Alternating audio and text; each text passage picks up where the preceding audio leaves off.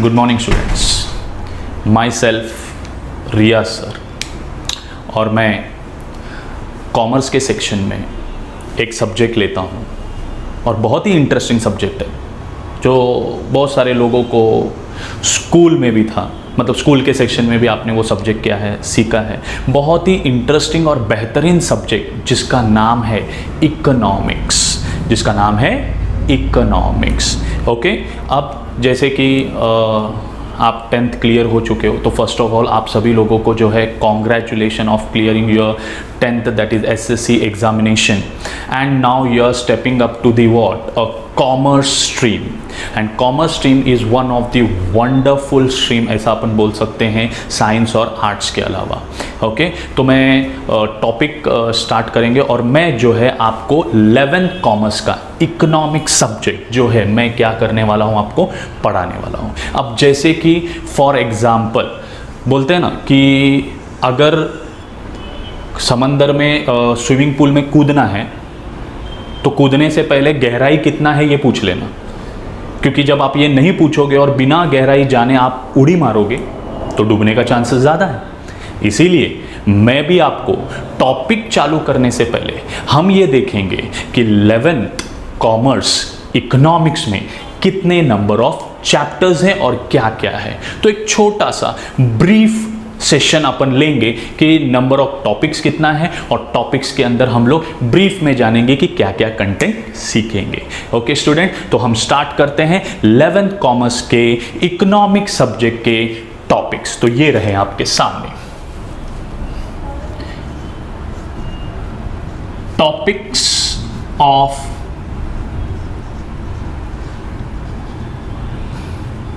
Economics. Okay दोस्तों, तो सबसे पहला मैं आपको नंबर्स बता देता हूं। तो सबसे पहला 11th कॉमर्स का इकोनॉमिक सब्जेक्ट में टोटल 10 चैप्टर्स हैं। टोटल हमें पूरे एंटायर ईयर में जो है 10 चैप्टर्स क्या करना है, पढ़ना है।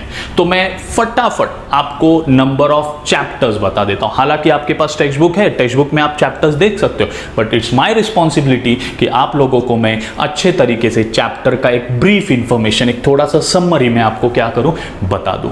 ओके स्टूडेंट, तो मैं सबसे पहला शुरुआत करता हूं। वैसे तो इकोनॉमिक्स ये सब्जेक्ट आपने स्कूल लेवल में भी पढ़ा है या समथिंग 7th स्टैंडर्ड से या 8th स्टैंडर्ड से 8, 9, 10th आपको इकोनॉमिक्स ये सब्जेक्ट जो है स्टार्ट होता है। तो भले आपने उधर पढ़ा रहेगा, बट अपने को यहाँ पे थोड़ा इकोनॉमिक्स का लेवल जो है हाई हो गया है। ओके, आपने जो स्कूल लेवल में इकोनॉमिक्स सीखा वो लोअर लेवल का था। अब यहाँ से जब आप इकोनॉमिक्स सीखोगे तो थोड़ा हाइयर लेवल का, फिर 11th में भी इकोनॉमिक्स है, देन 12th में भी इकोनॉमिक्स है, और आगे भी जितने कोर्सेज आप लोगे आफ्टर 12th उसमें भी आपको इकोनॉमिक सब्जेक्ट देखने को मिलेगा, क्योंकि इकोनॉमिक सब्जेक्ट एक बहुत ही ह्यूज सब्जेक्ट है जिसमें कंटेंट बहुत ज़्यादा है बट बहुत ही इंटरेस्टिंग है। आपको मैं अच्छे तरीके से हर कंसेप्ट जो है अच्छे से समझाने की कोशिश करूंगा। ओके, तो सबसे पहला जो टॉपिक हम स्टार्ट करने वाले हैं, या सबसे पहला जो टॉपिक हमको इकोनॉमिक्स में पढ़ना पड़ता है, that is basic concept of economics.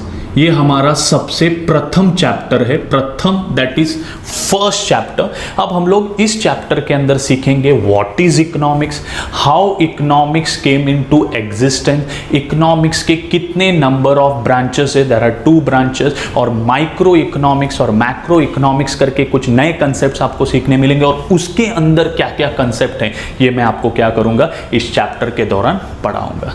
दूसरा जो चैप्टर है जो हमारे लाइफ में सबसे इंपॉर्टेंट रोल प्ले करता है, दैट इज मनी। हम हर कोई जानता है पैसा रहेगा तो इंसान को इज्जत है, पैसा रहेगा तो इंसान जो है एक्सचेंज कर सकता है, पैसा नहीं है तो दुनिया में इज्जत भी नहीं है और ना ही खाने पीने की कोई चीज़ें ले सकता है। ये आप लोग भी जानते हैं कि पैसा हमारे लाइफ में कितना इंपॉर्टेंट है। पैसा नहीं है तो हम सरवाइव नहीं कर सकते। तो मनी चैप्टर में हम लोग सीखेंगे फंक्शंस ऑफ मनी की, मनी कैसे फंक्शन करता है और किस तरीके से पैसा दैट इज मनी क्या होते गया है, चेंज होते गया है। पहले कौन सा मनी था और चेंज होते होते होते होते होते कौन सा मनी अपने को देखने को मिल रहा है आज के तारीख में, ये मैं आपको इस चैप्टर के दौरान अच्छे से नॉलेज दूंगा। बड़ा मजा आएगा सीखने के लिए। That is our third chapter is money chapter, sorry second chapter.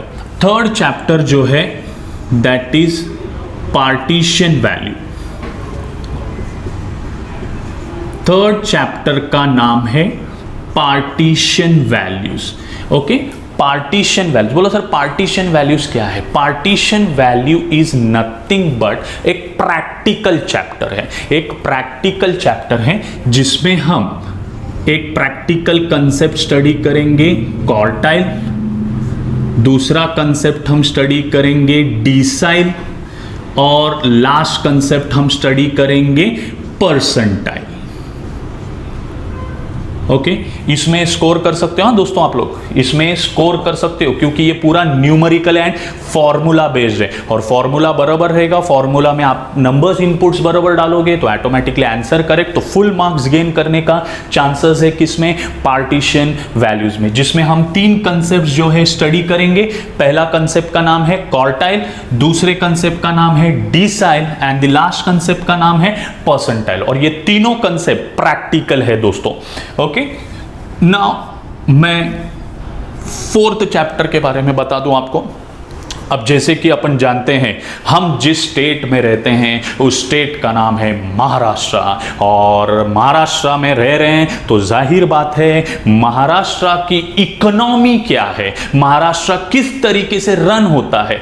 और जैसे कि आप जानते हैं हर स्टेट में तीन सेक्टर्स होते हैं, primary sector, secondary sector and tertiary sector. तो प्राइमरी सेक्टर, सेकेंडरी सेक्टर और टर्शरी सेक्टर का क्या रोल है महाराष्ट्र में। और जैसे कि जानते हैं MNS इथे राहतात म्हणजे तुम्हाला मराठी यायला पाहिजे आणि महाराष्ट्रामध्ये काय काय होतं हे पण आपल्याला कळवला पाहिजे। म्हणून अपन एक सब्जेक्ट, एक टॉपिक इसके अंदर क्या करने वाले हैं, स्टडी करने वाले हैं, और टॉपिक का नाम है very important topic that is economy of Maharashtra. Economy of what? Maharashtra. I hope handwriting भी आपको समझ में आ रही होगी, बड़े अच्छे तरीके से मैंने लिखा है। ओके, तो ये हमारा फोर्थ चैप्टर रहेगा जिसमें हम जानेंगे इकोनॉमी ऑफ व्हाट? महाराष्ट्र। और फिफ्थ चैप्टर जो हम स्टार्ट करने वाले हैं दोस्तों, फिफ्थ चैप्टर जो हम स्टार्ट करने वाले हैं दोस्तों, तो फिफ्थ चैप्टर का नाम है रूरल डेवलपमेंट। अब जैसे कि हम सभी लोग जानते हैं कि इंडिया दो भाग में क्लासिफाइड है, rural areas and urban areas. Okay, rural areas and urban areas. और जैसे कि हम जानते हैं कि अर्बन एरियाज दिन ब दिन डेवलप होते जा रहा है, रूरल एरियाज में कोई डेवलपमेंट नहीं हो रहा। अगर ऐसा रहा तो इसको अपन बोलते हैं इम्बैलेंस रीजनल डेवलपमेंट। तो अपने को क्या है ये देखना है। अब जैसे कि 100% पॉपुलेशन में से 25% पॉपुलेशन जो है अर्बन एरियाज में रहता है और 70% पॉपुलेशन रूरल एरियाज में रहता है। तो जाहिर बात है रूरल एरियाज में भी इंसान रहते हैं तो वहां पे भी डेवलपमेंट होना चाहिए। इसीलिए जो हमारा नेक्स्ट टॉपिक है that is fifth topic is rural development in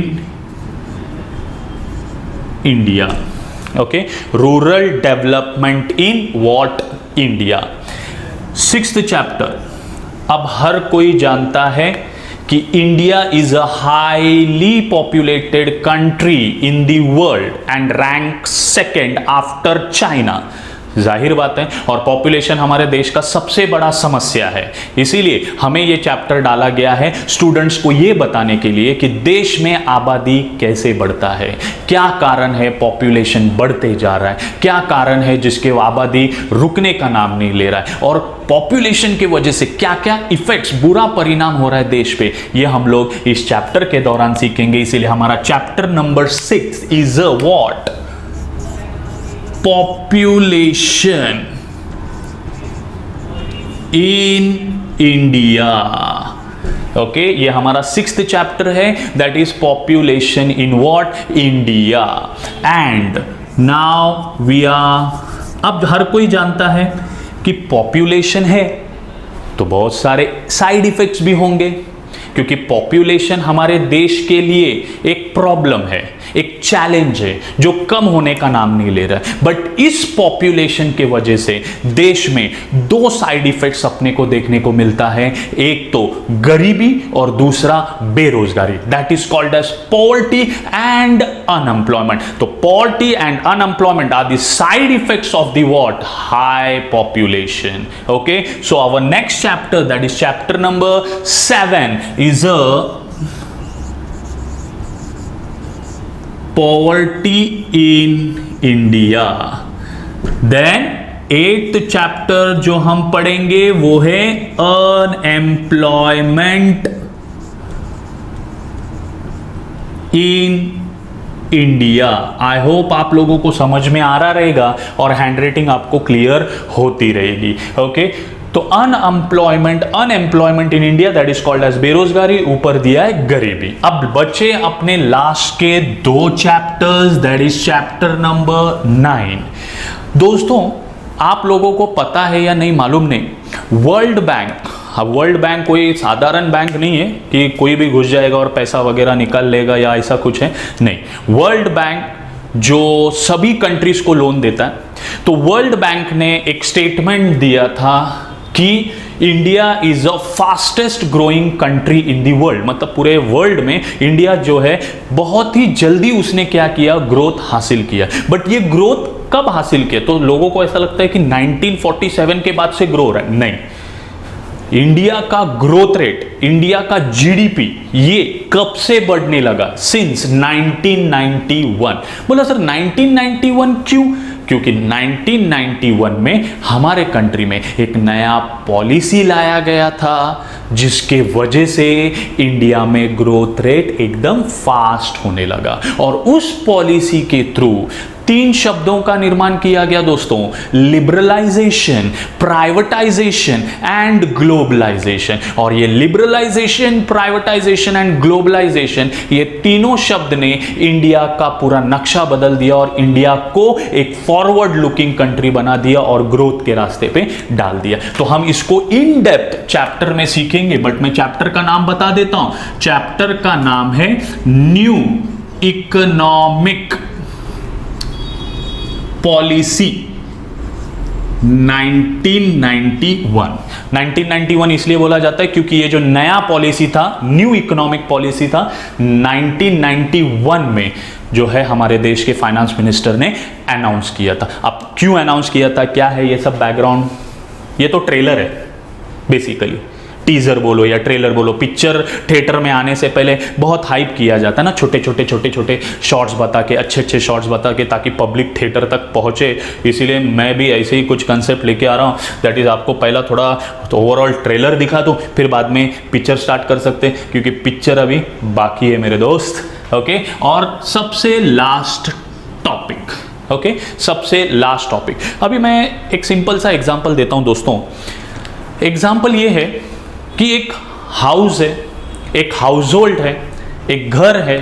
तो जाहिर बात है एक घर में सबकी ज़रूरतों को पूरा करने के लिए प्लानिंग करना पड़ता है, जिसको अपन बोलते हैं house hold family planning. House hold family planning जिसमें प्लान किया जाता है कैसा इनकम आएगा, कैसे खर्चा होगा, किसकी कैसे कैसी ज़रूरतें हैं, उसको हम कैसा पूरा करेंगे। तो जाहिर बात है एक छोटे से घर को चलाने के लिए जब प्लानिंग किया जाता है तो देश तो कितना बड़ा घर है और उसके कितने सारे सदस्य हैं, तो सबके वांट सेटिस्फाई करना पड़ेगा। तो जैसे एक घर को मैनेज करने के लिए planning plays very important role, वैसे एक कंट्री को भी चलाने के लिए planning plays very important role. So our 10th chapter is nothing but economic planning.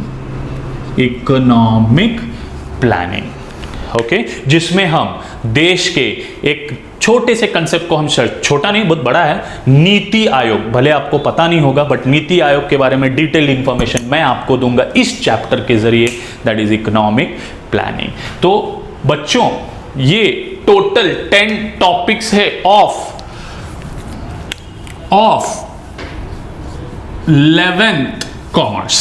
Okay, 11th commerce का एंटायर सिलेबस, पूरे साल के सिलेबस में टोटल जो है आपको 10 चैप्टर्स हैं। मैं वापस एक बार रीड कर देता हूं। The first chapter is basic concept of economic, second chapter is money, third chapter is partition values, और पार्टीशन वैल्यूज के अंदर अपने को 3 प्रैक्टिकल क्वेश्चंस कवर करने पड़ेंगे, एक तो quartile, decile and percentile.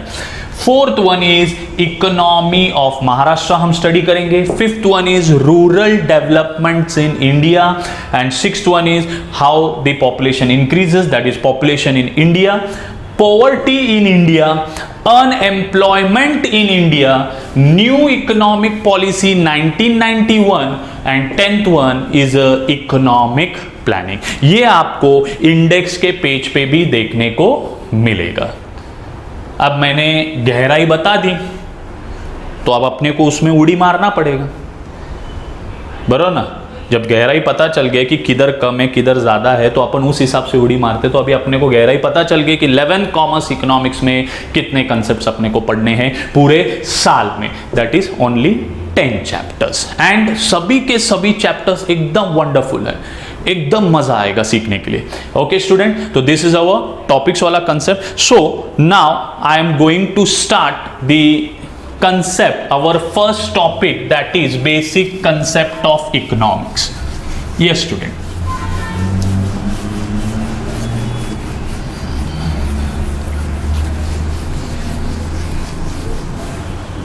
Okay students, मैं चैप्टर का नाम दे देता हूं। Chapter number 1, basic concept of जो है इकोनॉमिक्स। ये हमारा पहला चैप्टर हम जो है स्टार्ट करेंगे। उस चैप्टर का नाम है basic concept of what, economics. The first topic which we are going to start is what, basic concept of economics. तो स्टूडेंट्स हम जो अभी स्टार्ट कर रहे हैं that is our page number 1 की बात कर रहे हैं। Okay, we are going to start the topic basic concept of economics, जो आपको किधर मिलेगा, पेज नंबर 1 में। जैसे जैसे अपना पेजेस चेंज होते जाएगा मैं आपको पेज नंबर भी बताते जाऊंगा, और मैं टॉपिक भी खुद क्या करने वाला हूं, लिखने वाला हूं। ओके, तो आप भले टेक्स्ट बुक आपके सामने रखो या मत रखो, बोर्ड के ऊपर मैं यहाँ पे सब चीज लिखने वाला हूं। और अगर आपको बोर्ड पे लिखा हुआ चीज प्रॉपरली नोट डाउन करना है तो प्लीज मेंटेन 100 पेजेस और 200 पेज का एक नोटबुक बना लीजिए, और उसके अंदर ये सब चीज़ें आप लिख के रख सकते हो जो आपको सिंपल लगेगा एग्जाम में पढ़ के जाने के लिए। Clear student? चलिए, तो मैं सबसे पहला बेसिक चीज़ की इकोनॉमिक्स ये शब्द कहाँ से आया, क्या है, थोड़ा डिटेल इंफॉर्मेशन देखेंगे। ओके, तो सबसे पहला ओके मैं जो स्टार्ट कर रहा हूँ that is okay meaning of economics. Okay, सबसे पहला हम जो स्टार्ट कर रहे हैं मीनिंग ऑफ व्हाट, इकोनॉमिक्स। तो मैं ये बता दूं आपको कि ये जो इकोनॉमिक्स वर्ड है ये कहां से लिया गया है, तो मैं ये बता देता हूं दोस्तों आपको। सबसे पहला, the word economics is derived from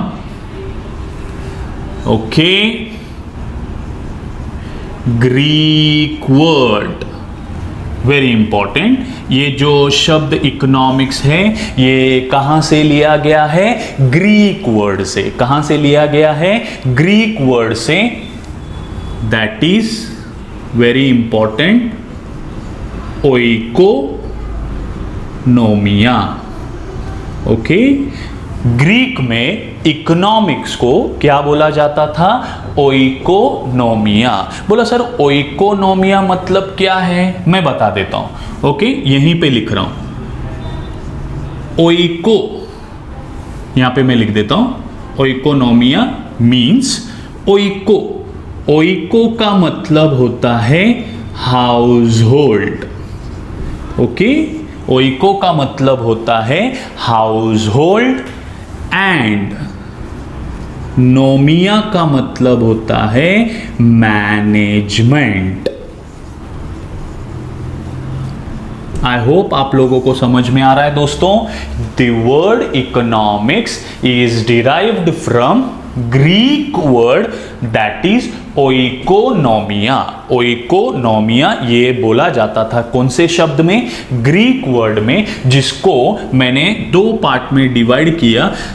that is oiko stands for household and nomia stands for management, जिसका मतलब क्या है, economics means household management. ध्यान में रखिए बच्चों, इकोनॉमिक्स का मतलब होता है हाउस होल्ड मैनेजमेंट, क्योंकि ये जो इकोनॉमिक्स वर्ड है ये कहां से लिया गया है, Greek word oikonomia which means that is household management. Directly बोल सकते हो, बट मैंने आपको बता दिया कि ओइको को हम हाउस होल्ड बोलते हैं और नोमिया को हम बोलते हैं management, together called as what, household management. I hope आप लोगों को ये पॉइंट समझ में आया होगा। दैट इज इकोनॉमिक्स ये वर्ड ग्रीक वर्ड से लिया गया है, जिसको ओइकोनोमिया बोला जाता है। ओइकोनोमिया में ओइको मतलब हाउस होल्ड और नोमिया मतलब मैनेजमेंट। ओके बच्चों, अब मैं आपको बता दूं कि इकोनॉमिक्स किस वजह से आया। ओके बच्चों, देखिए इकोनॉमिक्स ये जो कंसेप्ट है, ओके, इकोनॉमिक्स जो ये कंसेप्ट है जो आज हम 2020 में क्या कर रहे हैं, पढ़ रहे हैं, ये किसके वजह से आया, उसका मेन रीजन है मनी। ओके दोस्तों, जो भी हम इकोनॉमिक्स आज हम पढ़ रहे हैं या आपने जो स्कूल लेवल में पढ़ा या आने वाले समय में इकोनॉमिक सब्जेक्ट जो हम पढ़ रहे हैं वो एग्जिस्टेंस में आया because of just only the word money. अगर पैसा नहीं आया होता था ना, मनी नहीं आया होता था ना, तो क्या होता था मालूम है, इकोनॉमिक्स एक सब्जेक्ट कम हो जाता था अपने को। अगर मनी नहीं आया रहता तो सर क्या होता था, तो बार्टर सिस्टम में जीते थे हम, राइट ना। उधर बार्टर सिस्टम में जीना पड़ता था जहां पे पैसे का कोई रोल ही नहीं था, राइट। तो इकोनॉमिक्स का एग्जिस्टेंस किसके वजह से आया, मनी से। बोला सर ऐसा मनी ने क्या कर दिया जिसके वजह से इकोनॉमिक्स आया, बताता हूं। ओके, अब है ना, इंसान को जीने के लिए वैसे तो बहुत सारे रिसोर्सेस की जरूरत पड़ती है। ओके, इंसान को लाइफ में सरवाइव करने के लिए बहुत सारी चीजों की जरूरत पड़ती है। उनमें से एक रिसोर्सेस इज मनी। उनमें से एक रिसोर्सेस इज व्हाट, मनी, जो एक इंसान को हमेशा क्या है, कम लगता है। Getting the point. ये जो इकोनॉमिक्स आया है ये किसके वजह से आया है, मनी। और मनी हमेशा से तुम देखेंगे इंसान के लाइफ में ये चीज हमेशा स्कैर्स होती है। स्कैर्स का मतलब होता है शॉर्टेज। स्कैर्स का मतलब होता है क्या, शॉर्टेज। तो जैसे कि मैंने बताया इकोनॉमिक्स आया किसके वजह से, मनी के वजह से। और इंसान को जीने के लिए बहुत सारे रिसोर्सेज की जरूरत पड़ती है, बट उनमें से एक रिसोर्सेज जो उसके लिए सबसे इंपॉर्टेंट है वो है मनी। और वो मनी ही हमेशा उसके लिए स्कैर्स होता है या शॉर्टेज होता है। आपने भी कभी दोस्तों घर पे ऑब्जर्व किया होगा, आपने भी कभी दोस्तों घर पे ऑब्जर्व किया रहेगा, घर में एक ही चीज का रोना होता है। घर में एक ही चीज का रोना होता है कि पैसा नहीं है। आप कभी अपने मम्मी से आपने ऑब्जर्व भी किया रहेगा या फील भी किया रहेगा, आप कभी भी मम्मी डैडी को पैसा पूछो, मम्मी डैडी का मुंह एकदम छोटा हो जाएगा और वही छोटा मुंह लेके अपने को बोलेंगे कि पैसा नहीं है बेटा। चलो हम समझ सकते हैं कि एक सिचुएशन में पैसा नहीं हो सकता है, बट जब भी हम पैसा मांगते हैं, पिकनिक जाना है, दोस्तों को पार्टी देना है या कुछ भी कपड़े लेना है या कुछ भी रहेगा, मम्मी और डैडी का एक ही कॉमन जवाब होता है, क्या, कि पैसा नहीं है। तो हम थोड़ा सोचने लगते हैं, हमेशा पैसा नहीं है पैसा नहीं है ये बोलते हैं, तो पैसा जाता किधर है? पापा तो रोज सुबह काम पे जाते हैं, पापा रोज सुबह काम पे जाते हैं, वो भी मस्त टकाटक हीरो बन के जाते हैं। तो फिर हर महीना सैलरी आता है कि नहीं आता? क्योंकि जब भी मैं पैसा पूछता हूं अपने मम्मी डैडी को, वो बोलते पैसा नहीं है। क्यों ऐसा? ये भी तो एक रीजन है ना। ओके, तो मैं आपको वो रीजन भी बता देता हूं। अब ये जो मनी शॉर्टेज सिर्फ अपने को नहीं, किसको किसको मनी का प्रॉब्लम होता है, किसको किसको मनी का शॉर्टेज होता है, वो मैं बता देता हूं। एक इंडिविजुअल जो है उसको भी मनी का शॉर्टेज होता है। इंडिविजुअल बोला तो आम आदमी। एक हाउसहोल्ड को भी प्रॉब्लम होता है कि उसको भी हमेशा पैसा कम लगता है, मतलब एक आम आदमी को भी पैसा हमेशा कम लगता है। एक हाउसहोल्ड वाले फैमिली वाले को भी क्या है, पैसा कम लगता है। अगर आप बिजनेस चला रहे हो जिसको अपन बोलते हैं फर्म, उसको भी पैसे का शॉर्टेज होता है। और साथ ही साथ खाली इन लोग ही नहीं, गवर्नमेंट भी रास्ते पे है, दैट इज गवर्नमेंट को भी पैसे का शॉर्टेज होता है। तो खाली यही लोग नहीं, मतलब इन शॉर्ट में बोलना चाहता हूं पूरे वर्ल्ड में जहां जहां इंसान रहता है वहां वहां एक समस्या कॉमन देखने को मिलेगा, एक प्रॉब्लम कॉमन देखने को मिलेगा। वो प्रॉब्लम है that is shortage of money. Clear है दोस्तों? यहां तक आपको समझा रहेगा। ओके, तो क्या है मनी?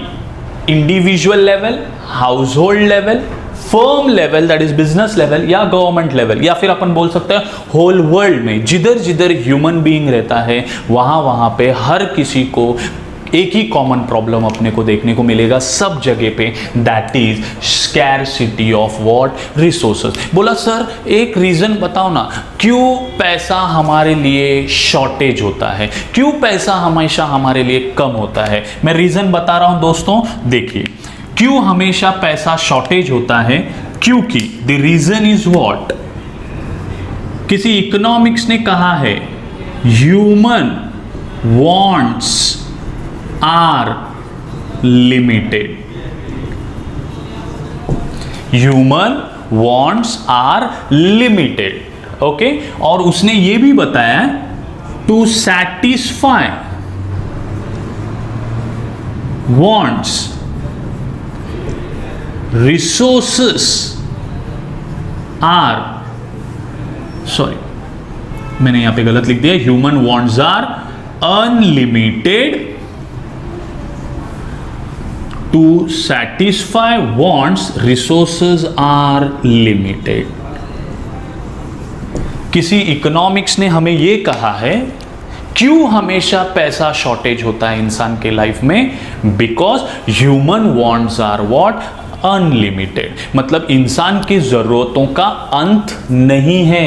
इंसान जब तक जिंदा रहेगा धरती पे उसका जरूरत दिन ब दिन बढ़ते जाएगा। आप भी देखो ना, आप घर पे बोलते हो फ्रिज लेना है, फ्रिज लेने के बाद टीवी लेना है, टीवी लेने के बाद बाइक लेने का, बाइक होने के बाद कार लेने का, कार हो गया अच्छा मोबाइल लेने का, अच्छा घर लेने का, बंगला लेने का, कारपेट लेने का, झूमर लेने का, बड़ा बड़ा चीज लेने का, कपड़े वापस लेने के। तो आपने भी ऑब्जर्व किया रहेगा कि हमारी जरूरतें कभी खत्म नहीं होती।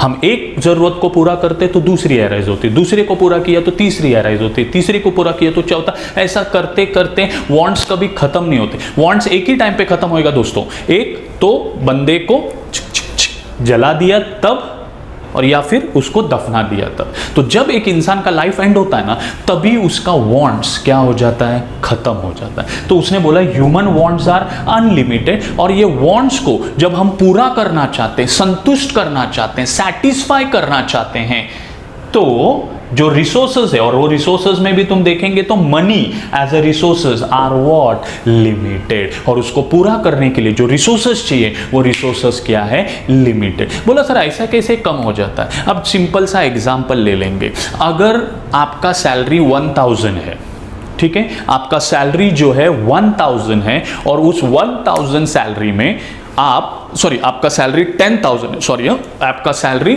10,000 है, उस 10,000 सैलरी में से आप किराने के दुकान से जो है किराने के दुकान से राशन भरते थे।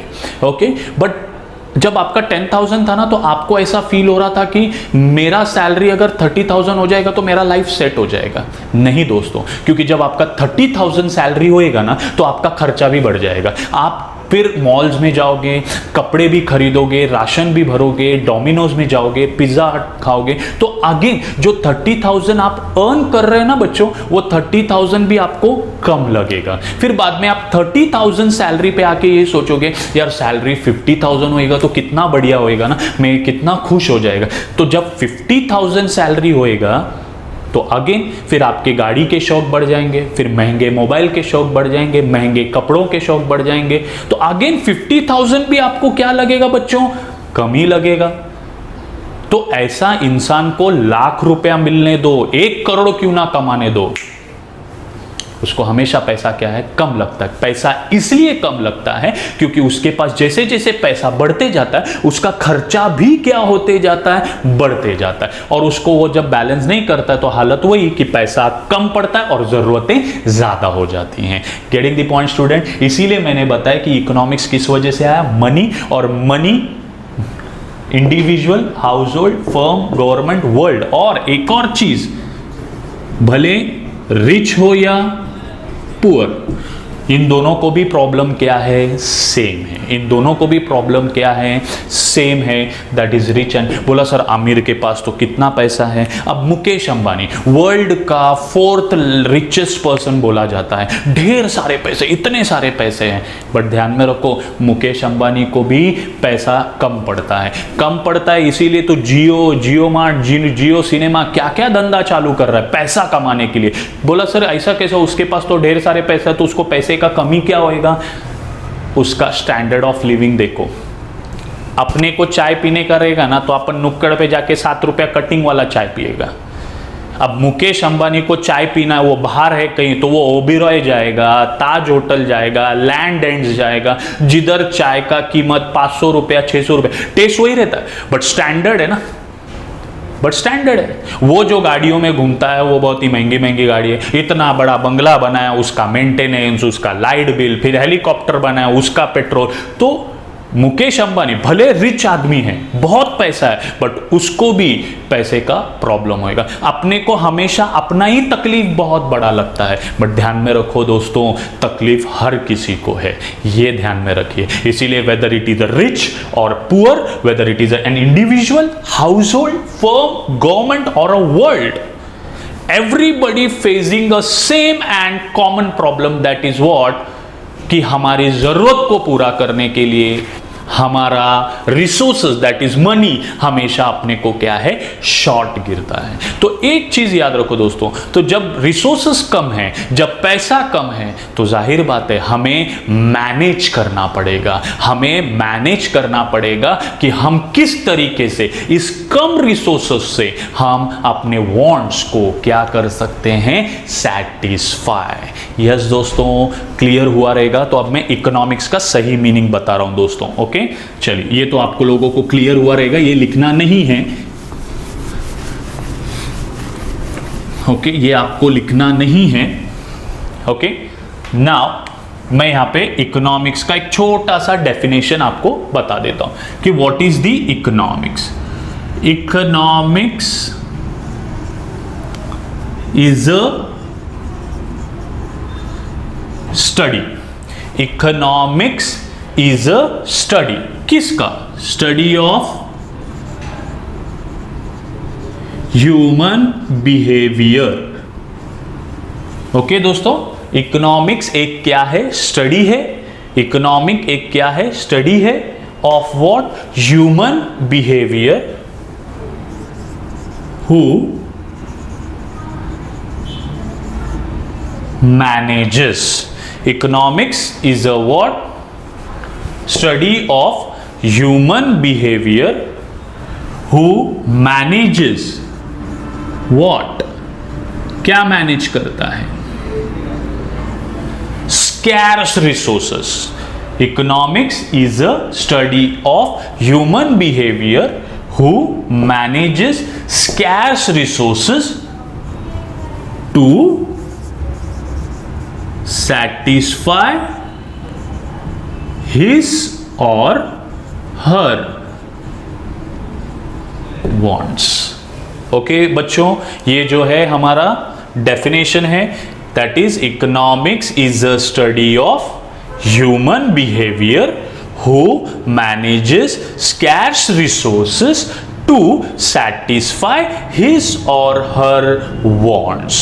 ओके बच्चों, आई होप आप लोगों को समझ में आएगा. ओके जब भी आप लिखने के लिए बैठेंगे, जैसे मैंने आपको बताया, अगर ये सब चीज़ें आपको नोट डाउन करनी है तो आपको एक नोटबुक परचेस करना पड़ेगा और आप इसको नोट डाउन कर सकते हो, अपने बुक में लिख सकते हो, जो पढ़ने के लिए आपको ईजी हो जाएगा. ओके तो इकोनॉमिक्स एक स्टडी है किसका? ह्यूमन बिहेवियर का. और ह्यूमन बिहेवियर क्या है? Who manages the what? Scarce resources to satisfy his what? His or her wants. एक और लैंग्वेज में इकोनॉमिक्स का मीनिंग बता देता हूं. क्या बताता है इकोनॉमिक्स अपने को? Economics explains managing. Economics explains managing scarce resources. क्या है? Economics explains managing scarce resources to satisfy maximum wants. To satisfy maximum wants. Economics explains us what? Managing the scarce resources to satisfy the what?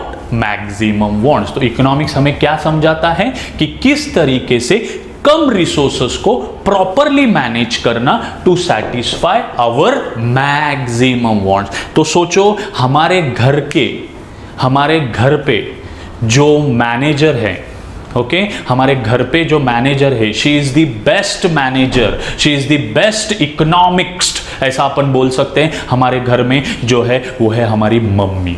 Okay जो है हमारी mummy. और mummy जो है बहुत ही अच्छे तरीके से कम रिसोर्सेज में अपने हस्बैंड का, अपने बच्चों का, खुद का वांट्स को सैटिस्फाई करने में लग जाती है. और साथ ही साथ वही कम रिसोर्सेज में वो कुछ रिसोर्सेज बचा भी लेती है. तो ध्यान में रखिए, पूरे दुनिया में किसी ने भी कुछ भी बोला हो, एक ही इकोनॉमिक्स सबसे बड़ा है, वही है the best economics in the world. The best economics in the world is our mother because she manages the resources. वो हमारे resources को मैनेज करते. पिताजी तो कमाते हैं, कमा के सैलरी लाके दे देते. तो she manages the resources to satisfy our family's wants. The best manager in the world, the best economics in the world is our mother.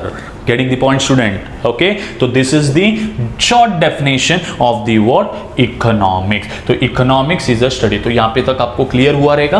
तो economics ये वर्ड जो है कहाँ से लिया गया है? Greek word that is oikonomia, which means household management. Economics is a study of what? Human behavior who manages the what? Scarce resources to satisfy his or her want. या फिर हम इसको ऐसा भी समझ सकते हैं कि economics explain us what? Managing the scarce resources to satisfy maximum wants. Okay students, तो ये था हमारा इंट्रोडक्शन या फिर मीनिंग ऑफ अपन क्या बोल सकते हैं? इकोनॉमिक्स. ओके तो ये यहाँ पे आपको क्लियर हुआ रहेगा.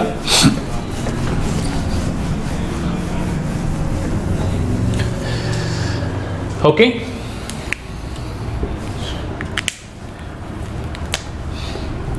अब दोस्तों ये बोला गया है कि economics is a social science.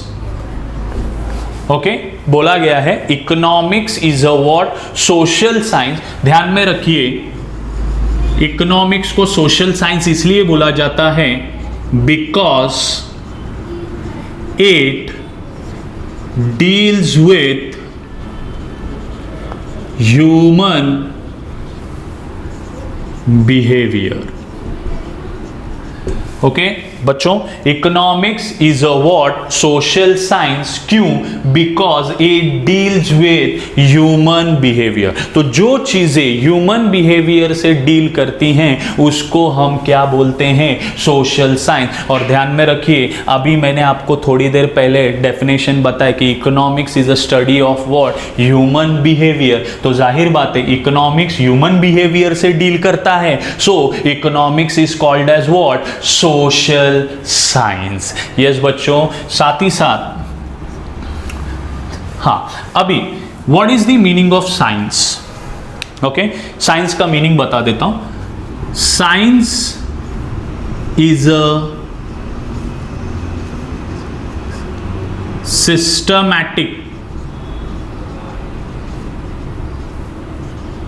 Body of knowledge. Okay, science is a systematic body of what? Knowledge. इसको हम बोलते हैं science. What is the meaning of science? Science is a systematic body of what? Knowledge. ये जो science है, okay, ध्यान दीजिए please. Science is classified into two parts. बोला सर ये किधर मिलेगा? ये मैं आपको बता दूं, पेज नंबर 1 पे आपको देखने को मिलेगा इंट्रोडक्शन। ओके, पेज नंबर 1 पे आपको देखने को मिलेगा इंट्रोडक्शन। ओके, उसके अंदर आपको ये देखने को मिलेगा। तो science is a what? Systematic body of knowledge. Science is classified into two parts, that is, one is called as natural science and another one is called as social science, this one। तो science जो है कितने part में classified है? 2 part में, एक है natural science और एक है व्हाट? Social science. अब बोला सर नेचुरल साइंस बोला तो क्या? नेचुरल साइंस बोला तो ऐसे लॉज जो universally, okay, laws which are universally accepted, okay, ऐसे laws which is universally accepted, उसको हम बोलते हैं नेचुरल साइंस। अब जैसे कि for example Newton law of motion, okay, जैसे हमने वो लॉ पढ़ा है, ग्रेविटेशनल फोर्स वाला जो लॉ पढ़ा है, वो पूरी दुनिया में सबने पढ़ा है। इसीलिए क्या बोला? नेचुरल साइंस के थ्रू जो आपको देखने को मिलेगा, नेचुरल साइंस के थ्रू जो लॉज बनाए जाते हैं और वो लॉज जब यूनिवर्सली क्या हो रहे हैं? एक्सेप्टेड हो रहे हैं, तो ऐसा साइंस को अपन बोलते हैं नेचुरल साइंस। ओके, और इसमें कंसेप्ट क्या यूज किया जाता है? इसमें नेचुरल साइंस के एग्जाम्पल है, नेचुरल साइंस के एग्जाम्पल है physics, chemistry, maths. These are the examples of what? Natural science. These are the examples of what? Natural science. तो natural science क्या है दोस्तों? The laws, that principles which is accepted universally, that type of science is called as natural science. And the examples are what? Physics, chemistry and maths. Okay, natural science का validity check करने के लिए lab में check किया जाता है। Natural science के जो कंसेप्ट्स हैं उसको चेक करने का रहेगा, उसका वैलिडिटी चेक करने का रहेगा, तो एक कंट्रोल लैबोरेटरी में अपने को चेक करना पड़ता है। ओके, अब अपन ऐसा देखेंगे, next one is what? Science के अंदर नेचुरल साइंस है और सोशल साइंस है। और जैसे कि मैंने आपको यहां पे बताया, सोशल साइंस क्या है? Social science is nothing but the what? Behavioural science. Okay, इसको दूसरा नाम बोला गया है बिहेवियरल साइंस। और किसका बिहेवियर स्टडी करता है? It studies what? Human behaviour. I hope you understand the point. Okay student, क्या बोला है? Social science is nothing but the what? Behavioural science. और किसका बिहेवियर स्टडी करते हैं? ह्यूमन का, इसीलिए उसको बोलते हैं सोशल साइंस। तो ध्यान दीजिए, science is a systematic body of knowledge Science is classified into two parts. One is natural science and another one is social science. Natural science, the laws which is universally accepted is called as natural science. Example, physics, chemistry, maths. और social science बोला तो it is nothing but the behavior science. Okay, किसका behavior science? Human behavior science. So it is called as social science. अब तो जाहिर बात है, economics is not a natural science but economics is a social science. तो इसीलिए अपने को यहां पे ह्यूमन बिहेवियर स्टडी करना है, इसीलिए economics is a what? Social science. I hope you understand the point. तो दिस इज द शॉर्ट बोला तो बहुत ज़्यादा हो गया है, बट फिर भी ठीक है, आप लोगों को ये कंसेप्ट जो है अच्छे से समझ में आएगा, ये मैं समझ सकता हूँ ये चीज़ को. ओके, अब हम लोग आगे बढ़ेंगे, क्योंकि अभी हम लोगों ने इकोनॉमिक्स का, जैसे आप देखोगे पेज नंबर 1 पे मीनिंग ऑफ इकोनॉमिक्स में दिया है, economics is a social science. The origin of the economics is a Greek word ओइकोनोमिया मतलब हाउस होल्ड मैनेजमेंट. और फिर वहाँ पे बताया economics is referred to as what? Queen of social science by Paul Samuelson, one of the economic. देखिए meaning दिया है, economics deals with the economics aspects of the human behaviour. It deals with how human being satisfy the unlimited wants with a limited means. That is means मतलब resources. ध्यान में रखिए, means मतलब resources. तो ध्यान में रखो, इकोनॉमिक्स आया किसके वजह से? मनी के वजह से. तो रिच से लेकर पुअर तक, इंडिविजुअल से लेकर पूरी दुनिया तक, सब जगह पे एक कॉमन प्रॉब्लम है क्या? कि पैसा हमेशा कम लगता है. और पैसा क्यों कम लगता है? क्योंकि वांट्स अनलिमिटेड है और रिसोर्सेज लिमिटेड है. तो इकोनॉमिक्स हमें क्या समझाता है? कि ह्यूमन बिहेवियर जो scarce resources, that is scarce resources को वो कैसे मैनेज करता है ताकि वो अपने ज्यादा से ज्यादा वांट्स को सेटिस्फाई कर सके. ओके बच्चों, ये था अपना इकोनॉमिक्स का मीनिंग और introduction. Okay, now we are going to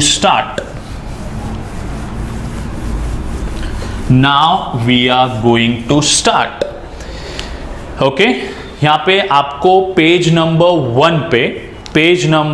1 पे आपको राइट हैंड साइड पे, ओके, आपको राइट हैंड साइड पे, ओके, आपको एक टाइप्स ऑफ, पेज नंबर 1 पे टाइप्स ऑफ इकोनॉमिक सिस्टम करके आपको देखने को मिलेगा. चलिए मैं ही बता देता हूं.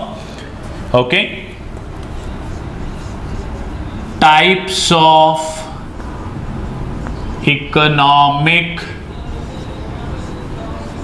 System. Okay, types of what?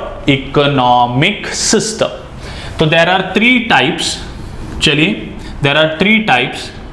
सबसे पहला कैपिटलिज्म. ओके, सबसे पहला जो है, सॉरी, पहला मैं आपको इकोनॉमिक सिस्टम के बारे में बता दूं.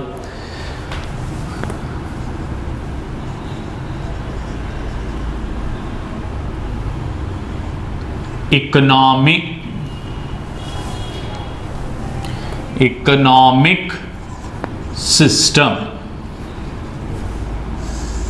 ओके, चलिए तो हम अभी देखेंगे इकोनॉमिक सिस्टम मतलब क्या है. Economic system refers to a system. Okay, economic system refers to a what? System where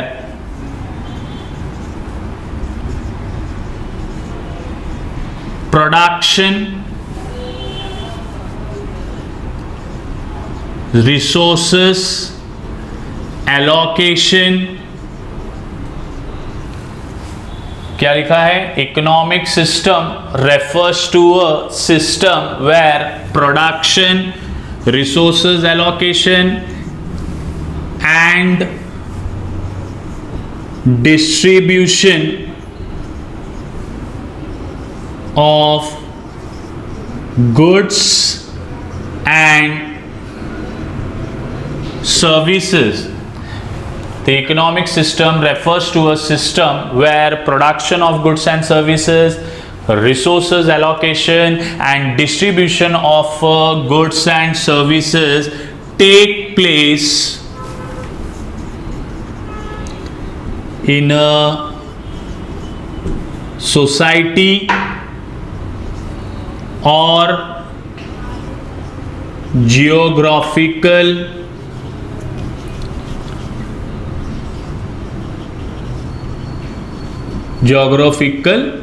region.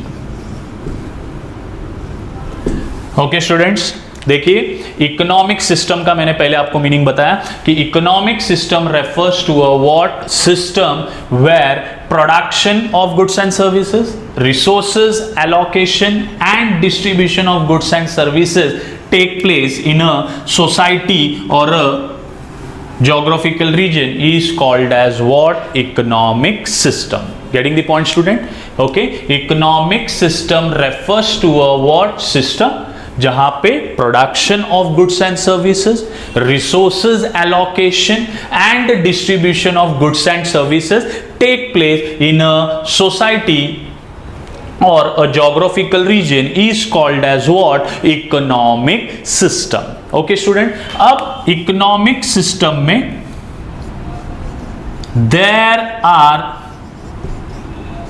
3 types of economic system. Okay, there are 3 types of economic system. आपको इकोनॉमिक सिस्टम समझ में आ रहेगा जब एक society में production of goods and services होता है, resources allocation होता है, distribution of goods and services होता है, तो ये जो सिस्टम चलता है इसी सिस्टम को हम क्या बोलते हैं? इकोनॉमिक सिस्टम दोस्तों. ओके, तो इकोनॉमिक सिस्टम जो है 3 टाइप्स के हैं. पहला जो सिस्टम है उस सिस्टम को बोला गया है कैपिटलिज्म इकोनॉमिक सिस्टम. पहला जो सिस्टम है उसको बोला गया है कैपिटलिज्म. दूसरा जो सिस्टम है उसको बोला गया है सोशलिज्म. और तीसरा जो बोला गया है मिक्स्ड इकोनॉमी. अभी मैं ये तीनों आपको एलॉबरेट करके देता हूं कि कैपिटलिज्म मतलब क्या, सोशलिज्म मतलब क्या, मिक्स्ड इकोनॉमी मतलब क्या. Okay students,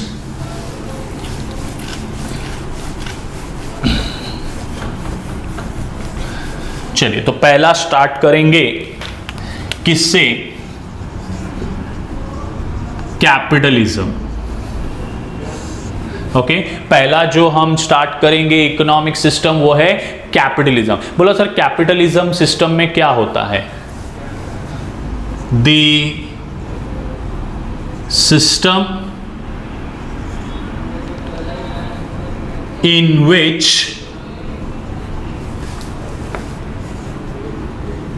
factors of production. Okay, the system in which factors of production is owned by. बोला सर फैक्टर्स ऑफ प्रोडक्शन मतलब क्या है वो बता दीजिए हमको. फैक्टर्स ऑफ प्रोडक्शन मतलब प्रोडक्शन के लिए हमें जो जो चीजें जरूरत पड़ती हैं उसको हम बोलते हैं फैक्टर्स ऑफ प्रोडक्शन. एक वस्तु को बनाने के लिए जो भी चीजों का यूज होता है उसको हम बोलते हैं फैक्टर्स ऑफ प्रोडक्शन. इकोनॉमिक्स के हिसाब से there are 4 factors of production. एक तो है लैंड, दूसरा है लेबर, तीसरा है capital and the last one is entrepreneur.